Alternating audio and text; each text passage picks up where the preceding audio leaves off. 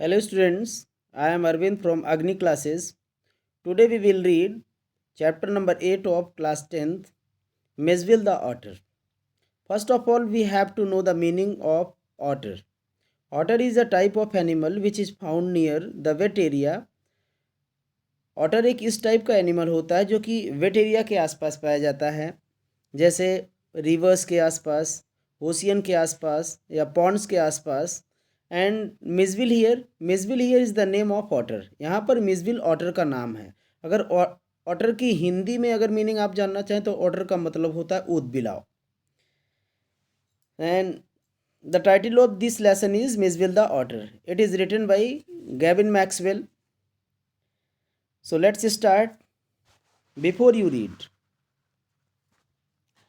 Gavin Maxwell lived in a cottage in Camusferna in the West Islands in Scotland.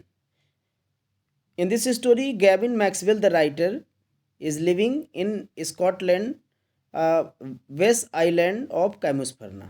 यहाँ पर इस story में गैबिन Maxwell कहाँ रहते हैं? स्कॉटलैंड के वेस्ट आइलैंड के कैमुसफरना एरिया में. Camusfearna is a place in Scotland. When is dog Jonnie died, जब उनका डॉग जॉनी डाइड हो जाता है, मर जाता है, Maxwell was too sad to think of keeping a dog again. Maxwell इतना ज़्यादा सैड फील करते हैं कि दोबारा से वो डॉग रखने के लिए उन्होंने डिसाइड नहीं किया. उन्होंने अपने मन में ये डिसीजन बना लिया कि दोबारा से कभी भी डॉग वो नहीं रखेंगे. But life without a pet was lonely. लेकिन बिना एक पेट के, बिना एक एनिमल के उनकी जो लाइफ थी वो लोनलीनेस हो गई. बिल्कुल भी अकेलापन फील कर रहे थे वो. रीड वॉट हैपन देन, उसके बाद उनके लाइफ में क्या हुआ. Read what happen then in Maxwell's own words. अब उनके लाइफ में फिर क्या हुआ, चलिए जानते हैं मैक्सवेल के खुद के ही वर्ड में, जैसा कि नीचे उन्होंने एक्सप्लेन किया है. And this is activity number 1 and it is not very important for this chapter. And here is the given and it is not very important, activity number 1. And the activity number 2 is also not important, and activity number 3 is important for you. Activity number 3, otter are found in a large number in marshes. Marshes is the meaning given, wet area near lakes, rivers or seas. River, lakes और sea area के आसपास का जो wait area होता है उसको कहा जाता है marshes. So otters are found in the large number in the marshes near Basra, a town in Iraq. सबसे ज़्यादा जो ऑटर्स पाए जाते हैं वो कहाँ पाए जाते हैं? इराक के बसरा टाउन में. इराक का जो बसरा टाउन है बहुत ही वेट एरिया है वो, समझ रहे हैं. और ये कहाँ पर है Basra? Basra is located near the Tigris river. Tigris river है इराक में और वहीं पर उसी के आसपास ये आपका बसरा रिवर है. Imagine you wanted to bring an otter from Iraq to London. Imagine करिए कि आपको अगर as a pet animal otter को इराक से लंदन अगर आपको लाना हो तो क्या क्या आपको अरेंजमेंट करना पड़ेगा. What special arrangement would you need to make for your pet otter. मान लीजिए आप कोई भी ऑटर आप इराक से लंदन लाना चाहते हैं तो क्या क्या अरेंजमेंट उसके लिए अपने पेट के लिए करना पड़ेगा आपको. You would need to find a place without with lots of waters. For example, what other points should you think about? First of all, you have to find a proper place for your pet. सबसे पहले आपको अपने पेट के लिए क्या करना होगा, एक प्रॉपर प्लेस आपको वेट एरिया फाइंड आउट करना पड़ेगा या आपको ढूंढना पड़ेगा या बनाना पड़ेगा. For example, and what other points should you think about. और क्या आपको सोचना चाहिए अपने पेट के लिए, और क्या पॉइंट्स हैं जो कि आपको सोचना चाहिए. The information about Iraq and London given below में हेल्प यू. और नीचे आपका इराक और लंदन की इन्फॉर्मेशन दी गई है. It is not very important for this chapter. So let's start बच्चों.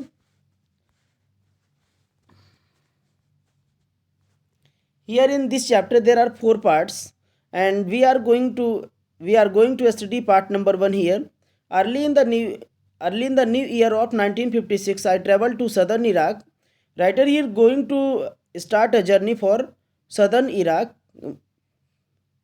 and it was the time of new year of 1956. 1956 के न्यू ईयर के टाइम में राइटर सदर्न इराक की जर्नी को स्टार्ट करता है. By then it had cross my mind that I should like to keep an otter instead of a dog. Cross my mind is the meaning given came an idea into the mind of Kevin Maxwell. जब वो अपनी journey को start करे means जब वो जा रहे थे सदर्न इराक, तभी उनके माइंड में एक आइडिया आया कि उन्हें एक डॉग को छोड़ के बल्कि उन्हें एज अ पेट एनिमल एक ऑटर को पालना चाहिए। And that Camusfearna ringed by the water a stone's throw from its door and a stone's throw a very short distance. Camusfearna चारों तरफ से वाटर से घिरा हुआ है और वाटर यहाँ से डोर से निकलने पर ही आपको इजीली मिल सकता है, देखने को मिल सकता है। यहाँ पर चारों तरफ पानी से घिरा हुआ है कैमुस्फरना, तो would be an eminently suitable spot for this experiment. ये कौन सा एक्सपेरिमेंट करने जा रहे थे writer was going to hire a pet. जो ये जो प्लेस था इनका कैमुस्फरना, ये उनके लिए, ये उनके पेट के लिए या उनके एक्सपेरिमेंट के लिए बहुत ही प्रॉपर प्लेस था या बहुत ही सूटेबल प्लेस था। When I casually mention this to a friend he casually replied that I had better get one in the Tigris marshes for there they were as common as mosquitoes.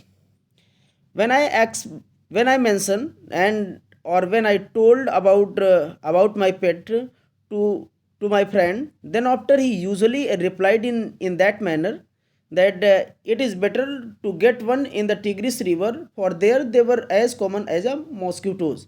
जब मैंने अपने friend से इसके बारे में discussion किया, mention किया, तो उसने नॉर्मली जैसे मैंने यूजुअली या नॉर्मली जैसे ही उसको स्टोरी बताया कि मैं एक एज अ ओटर एक पेट एनिमल को रखना चाहता हूँ, तो उसी वे में उसने रिप्लाई किया कि आप अगर एक ओटर को टिग्रिस मार्शेस के आसपास इजीली फाइंड आउट कर सकते हो, पा सकते हो, बिकॉज वहाँ पर ओटर ऐसे पाए जाते हैं जैसे आप मॉस्किटोज अपने एरिया में कॉमनली पा सकते हो, वैसे वहाँ पर हर जगह ओटर आपको मिल सकते हैं।